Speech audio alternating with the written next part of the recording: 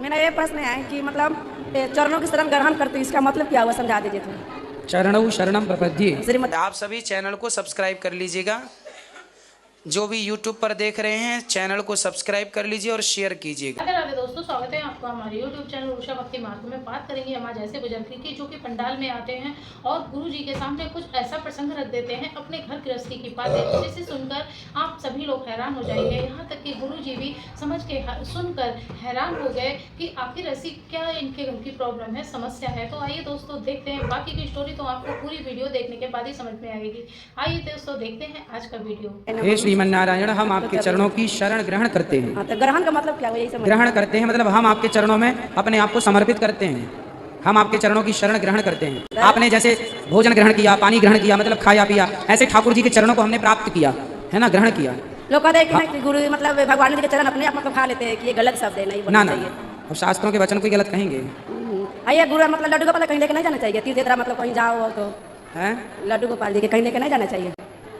जहाँ आप जैसे घर से वृंदा बनाए हैं तो आप लाके जहाँ रुके हैं वहाँ व्यवस्थित रख सकते हैं, तो आप ऐसे ले जा सकते हैं, ले लेके घूमना नहीं चाहिए। अच्छा, हाँ। मेरे मैया ना मीट मछली खाते हैं, उनको समझा दिया। पिताजी है तो ताश उस खेलते हैं, और जुगा ताश खेलते हैं। दीपावली जैसे आ रहा है ना, तो उसमें जुगा ताश तो अभी भी खेलते हैं। हम यहाँ आए तो मीट मछली खाती है, कितनों को तो कहते हैं भगवान बनाए किस लिए, हम लोग के खाने के लिए। हम कहते हैं नहीं, कि तो जानवरों के लिए बना हुआ है, आप लोग के लिए नहीं, आप लोग के लिए तो अन्न है, अन्न खाओ। कौन भैया? उधर है बैठी हुई, और मैं यहाँ खरीदा और ये बैठी नहीं, बात करा दो, बात कराओ। इधर करी नहीं हो रही बात, कर उठ जाओ, समझा देंगे। गुरुजी गोटी गोटी प्रणाम। भैया मांस खाती हो? तो गुरुजी हम कहते हैं कि आज हम छोड़ देता है, या कभी अभी खाने का मन करेगा तो पाप और चलेगा ना, तो 30 साल कर जाने को ना छोड़ता है। तो आप छोड़ देना, अब अच्छी बात नहीं है मांस खाना। हाँ, तो हम पहले रउआ सब चरण में एक बार हो तो छूट जाए तो अच्छे बात बा। आज तो हम लोग पहले त्याग दिया, हम सब आज गार्जियन ने बोला ना, हम त्याग कर दिया है। अच्छे अच्छे काम किया करो, बुरे बुरे काम त्याग दो, गलत काम छोड़ दो। महाराज जी राधे राधे। राधे राधे। बहुत इंपॉर्टेंट क्वेश्चन है। हमारे लाइफ में जैसे हमें ये कैसे पता चलेगा, काफ़ी चीज़ें हो रही होती हैं, काफ़ी हम कर रहे होते हैं। तो ये जो आपने कई बार कहा भी है कि जो हम कर रहे हैं हमारा कर्म है, और कर्म के आधार पर जीवन चलता है। तो हमें ये कैसे पता चलेगा कौन सी चीज़ें हमारे कर्म हैं और जो हम कर रहे हैं, और कई चीज़ें जो हमारे साथ हो रही हैं, तो उनके करने और होने का ये अंतर कैसे पता चलेगा। मतलब जैसे एक्चुअली मेरा नाम दीपक जैन है, और मथुरा में ही मैं इंग्लिश मेनिया नाम से एक इंस्टीट्यूट है इंग्लिश का, and I am an English teacher, English सिखाता हूँ मैं। तो मैंने ये लैंग्वेज को सीखा, मेहनत की मैंने, फिर इंस्टीट्यूट चलाया मैंने। तो इसके मैं मतलब ये मेरा कर्म था या ये मेरी किस्मत थी, पहले से लिखा हुआ। तो आप इसको किस वे में लेंगे? भाषाएं तो देखो, करने से, सीखने से, अभ्यास से सब आता है। तो अभ्यास से हमें ये बोलना बताना, क्या बोलना है क्या नहीं बोलना, तो ये हमें अभ्यास से कर्म तो हम करें। तो ये भाषा है ना, हमें ज़्यादा से ज़्यादा भाषाओं का ज्ञान होती है, अच्छी बात होती है।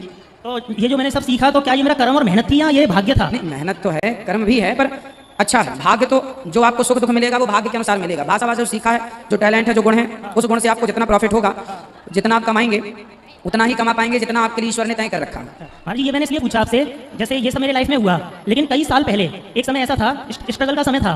तो मैंने अपने इंटरमीडिएट में 12th में अपनी पढ़ाई छोड़ दी थी परिस्थितियों की वजह से। तो तब मैं एक ज्योतिषी थे, उनसे मिला, हस्तरेखा जो देखते हैं। तो उन्होंने कई साल पहले ये बात कही थी, और मैंने पढ़ाई छोड़ दी थी कसम खा के। उन्होंने कहा कि आप अपने जीवन में पढ़ोगे और बहुत पढ़ोगे, और उसके बाद आपकी नौकरी भी लगेगी।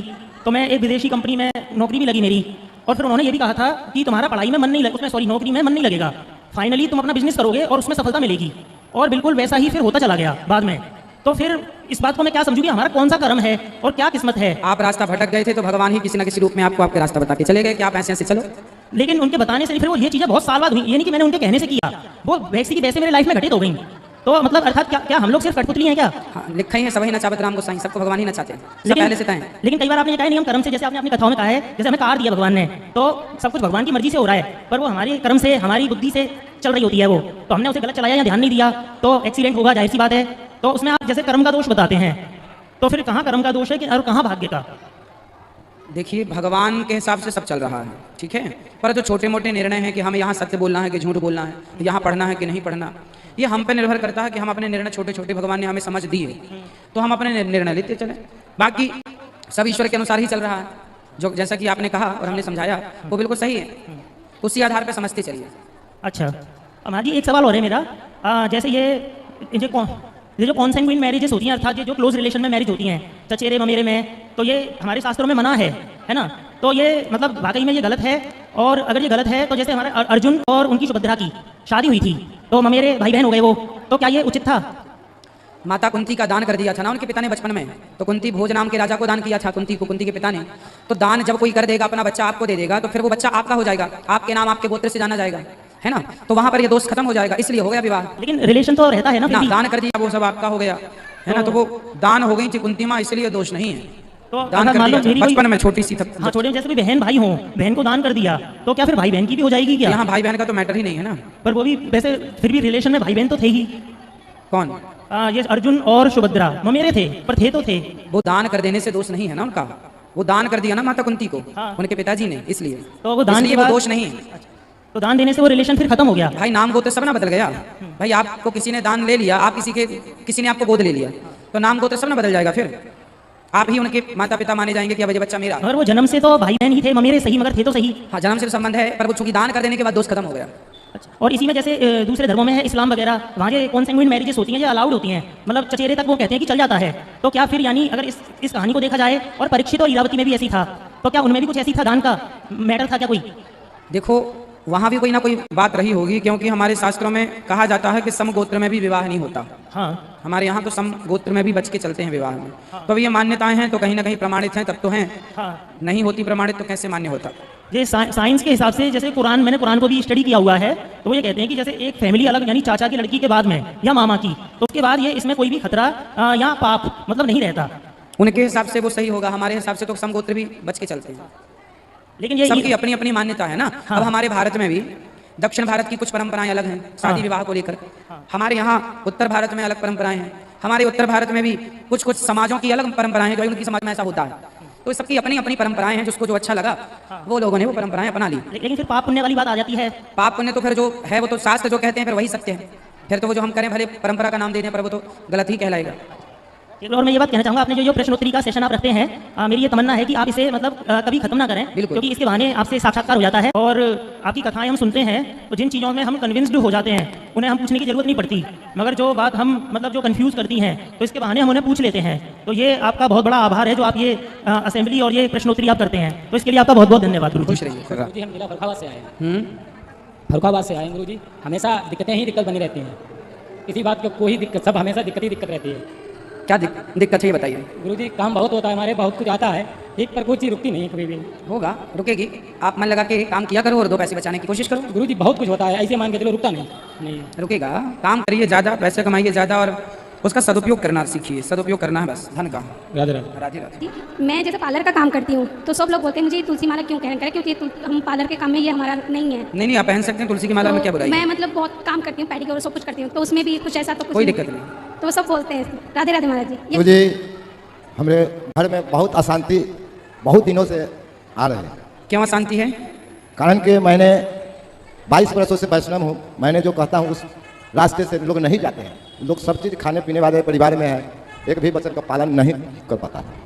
इसलिए इधर 2 महीना से हमने त्याग पत्र दे दिया। मैंने कहा कि सारा संपत्ति रख लो, हमारा कुछ नहीं है, मेरा मुझे सिंगल छोड़ दो, मैं कमा करके धर्म अधर्म करूँगा। हो जाएगा, बिहारी जी सब ठीक करेंगे, चिंता ना करो जी। खुश रहिए। तो इसलिए वो आई हुई है, पत्नी भी आई हुई है, बच्चे लोग भी आए हुए हैं। होगा, सब बढ़िया होगा। दो किसका सवाल है? ये मेरा बेटा योगेश है, इसको आज जन्म देना है। इसकी तरफ से माँ का भी एक जीवन मन का वो किया है मैंने। खुश रहिए, खुश रहिए। अच्छा महाराज जी, जैसे आप बोलते हो कथा में कि किसी मतलब जो पाप करता है, दारू पीता है या कुछ भी गलत करता है, तो उसके से मतलब नहीं रखना है। फिर भी जैसे हम काम करते हैं किसी कंपनी में या बाहर, तो बोलना हो जाता है। हाँ, बोलना चालना रखिए, पर मतलब ज़्यादा ना रखिए। अच्छा, जैसे महाराज जैसे डिलीवरी का काम है, आपने सुना होगा, जैसे डिलीवरी का काम है, हम ना हमारा दुकान है और ना हम खाते हैं, तो डिलीवरी का काम में कई बार नॉनवेज का ऑर्डर आ जाता है, वो सही है गलत है, ऐसे हमारे देना पड़ जाता है। फिर भी हम रिक्वेस्ट करते हैं कि आप नॉनवेज मत खाया करो, बहुत गलत होता है। ये सब आपकी वाणी से मैं बोलता हूँ। आप लोगों को जागरूक करते रहिए बस। ऐसे हम डिलीवरी करते हैं तो कोई गलत नहीं है। आप बनाते तो नहीं है? नहीं, बनाते भी नहीं है। हमारी दुकान में डिलीवरी से जोमेटो स्विगी डिलीवरी का है ना। हाँ, हमको कोई दोष नहीं है, बाकी आप अपना काम समझाते रहिए लोगों को, ना खाएं। और आपको जब से सुनना है बहुत ताकत मिलती है, और इसी वजह से खिंचे चले आते हैं। दूसरी बार आए हैं, पहली बार आए थे, आपका आशीर्वाद मिला था, माँ का संकल्प करा था, इस बार पूरा किया हमारा। खुश। गुरु भक्ति करते हैं, कभी कभी मन इतना रहता है कि जैसे खुद भी नहीं संभल पाते, लेकिन कभी फिर ऐसा हो जाता है जैसे कुछ भी पास ही नहीं है। ऐसा क्यों होता है गुरु जी? कभी कभी तो ऐसा हो जाता है जैसे कुछ भी इतना है कि कुछ संभाला ही नहीं पता, और कभी कभी ऐसा हो जाता है जैसे कि कुछ भी पास ही नहीं है। कथा सुनते रहिएगा और धैर्य बनाए रखिएगा। बिहारी जी सब अच्छा करेंगे। सब लोग बैठ जाइए, अच्छा लगेगा, बैठ जाएंगे। बोलो बेटा। मुझे ये पूछना है कि लोग बोलते हैं ब्रह्मा जी शंकर जी के पिताजी हैं, ये सच है? भगवान रुद्र की उत्पत्ति ब्रह्मा जी से हुई है, ये सत्य है भागवत जी के अनुसार। जी गुरुजी, मेरे को मैं जो तिलक लगाती हूँ ना, आपसे गुरु मंदिर लिया है, तो कई लोग मेरे को टोकते हैं कि शादीशुदा लेडीज चंदन का तिलक नहीं लगाते हैं। सब लगाते हैं, सब लगाते हैं, लगाना ही चाहिए। अब लोग नहीं लगाएं अज्ञानवश तो उनकी गलती है। राधे राधे गुरुजी। राधे राधे गुरु जी, प्रणाम आपको। खुश रहिए। हमारे जीवन का उद्देश्य क्या है महाराज जी, बस यही बता दीजिए। खूब सारा धन कमाना और धन कमा के उसे धर्म से जोड़ना, भगवान को प्राप्त कर लेना, अपने मन वाणी से भगवान के चरणों में समर्पित हो जाना। मेरे गुरुजी ने मेरे को पढ़ाया है कि आचमन बैठ के करते हैं। ठीक है, तो मैंने अष्टोत्तर में देखा है, आप भी मेरे गुरुजी हो, आप खड़े होकर आचमन करते हो। क्योंकि उस समय अर्चन खड़े होकर करना होता है ना। अच्छा, ये भी बताया कि खड़े होकर जल में आचमन होता है, तो मेरे को ये बताइए खड़े होकर आचमन करना चाहिए कि बैठ के?